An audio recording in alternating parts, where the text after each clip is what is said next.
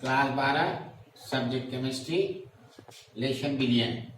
आज हम सभी लोग बिलियन के बारे में पढ़ेंगे। बिलियन क्या होता है?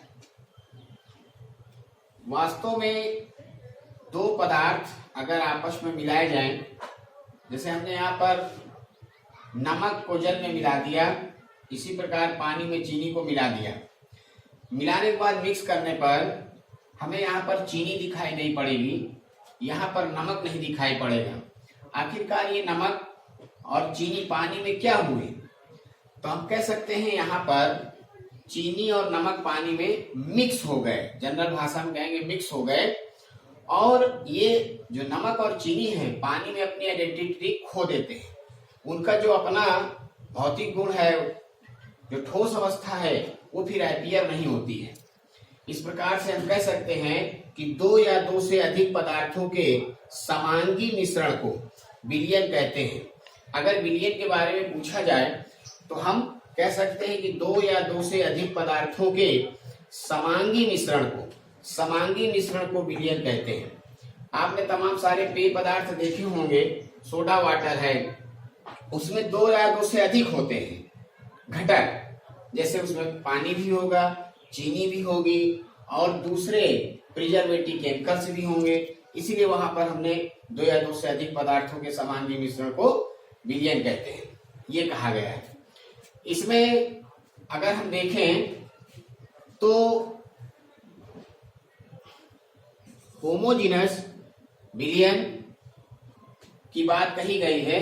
तो होमोजीनस का अर्थ यह है कि जो दूसरा घटक है, नमक है, चीनी है, ये एक रूप हो जाते हैं। फिर इन्हें हम उसके बिलियन से अलग नहीं कर सकते, इसलिए होमोजीनस यहाँ पर कहा गया है कि जो घटक कण है, नमक है, चीनी है, उसकी आइडेंटिटी समाप्त हो गई। इसके अतिरिक्त अगर हम थोड़े वाटर में देखें, मिट्टी का कुछ पार्टिकल घोल दें, मिट्टी के पार्टिकल्स को घोलने पर हम देखेंगे कि वहां मिट्टी के पार्टिकल, सैंड पार्टिकल स्पष्ट रूप से दिखाई देते हैं। वो एक रूप नहीं होते बिलियन में। ऐसे बिलियन को होमोजीनस की बजाय हिट्रोजीनस बिलियन कहते हैं, उसे हम विषमांगी बिलियन कहते हैं। तो इस तरह से जब एक रूप हो जाए विलेय और विलायक के कण, तो उसको हम लोग कहते हैं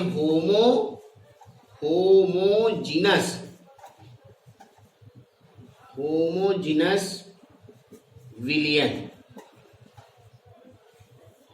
इसके विपरीत इसको समांगी भी कहेंगे, समांगी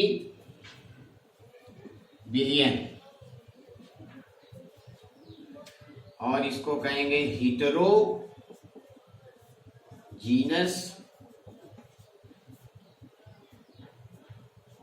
विलियन, विषमांगी विलियन।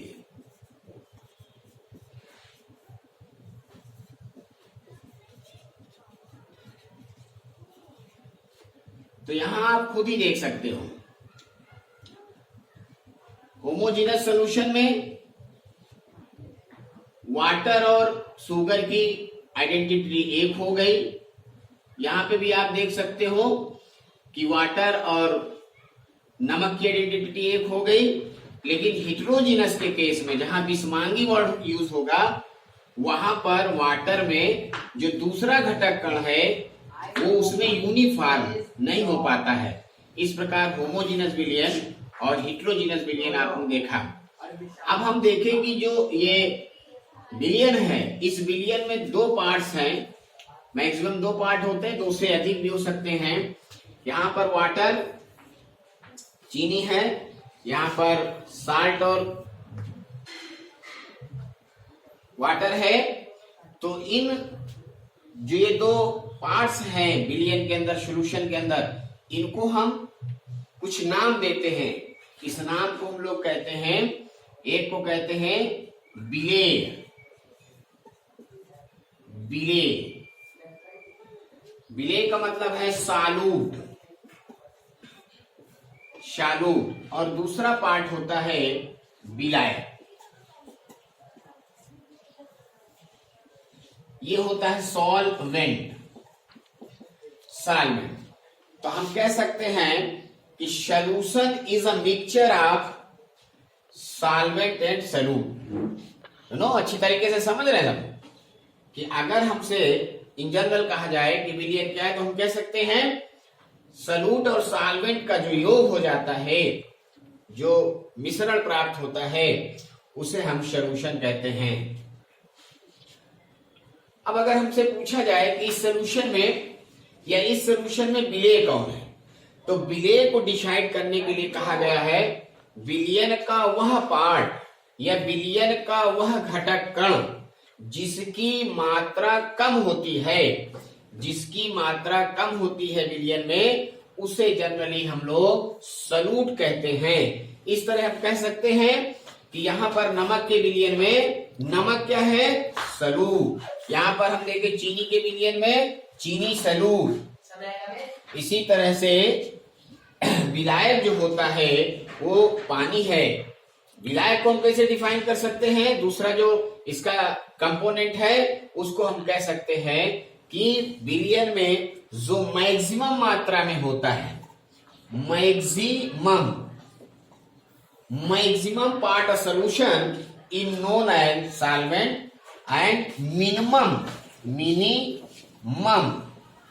Part of the solution. तो इस तरह से component solute also defined and solute also defined. अब हम ये देखेंगे कि किसी विलयन में सॉल्वेंट कितना है, सॉल्यूट कितना है, इसकी मात्रा के आधार पर हम कह सकते हैं कि विलयन, एक विलयन तनु स्वभाव का होता है और दूसरा सांद्र स्वभाव का होता है। ये तनु और सांद्र क्या होते हैं, अब हम इसको आगे अच्छी तरीके से समझेंगे। तो इस तरह से एक बार पुनः देखें, हमसे पूछा जाए कि विलयन क्या है, तो हम अच्छी तरीके से बता सकते हैं कि दो या दो से अधिक पदार्थों के समांगी मिश्रण को विलयन कहते हैं। और विलयन दो कंपोनेंट से या दो से अधिक कंपोनेंट से मिलकर बना होता है। फर्स्ट कंपोनेंट हम चाहे कह दें, चाहे सेकंड कंपोनेंट कह दें, सॉल्यूट है, विलेय है, और दूसरा कंपोनेंट सॉल्वेंट है या विलायक है। हम किसे सॉल्वेंट कहेंगे, किसे सॉल्यूट कहेंगे, ये भी हमने आपको बता दिया। अब आप देखिए, अगर किसी विलयन में